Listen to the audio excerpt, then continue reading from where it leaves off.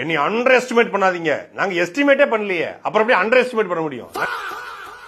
நான் மக்களுக்காக நிக்கிறேன். என் மண்ணுக்கும் மக்களுக்கு ஒரு பிரச்சனை நிப்பேன். கரூர் நின்னீங்களா? மண்ணுக்கும் மக்களுக்கு ஒரு பிரச்சனை நாம வந்து நிப்போம், கிழிப்போம். ஒரு பிரச்சனைக்கு விஜய் வந்து களத்தில் நின்று அந்த பிரச்சனை முடிவுக்கு வந்துச்சு.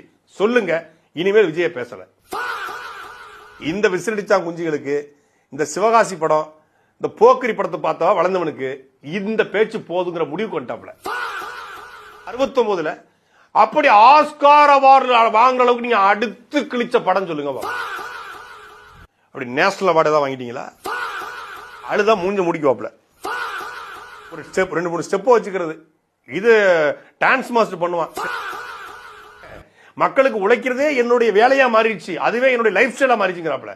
சார் அப்படி என்ன உழைச்சி கிழிச்சிங்கன்னு கொஞ்சம் சொல்ல முடியுமா? லிஸ்ட் போடுங்க சார்.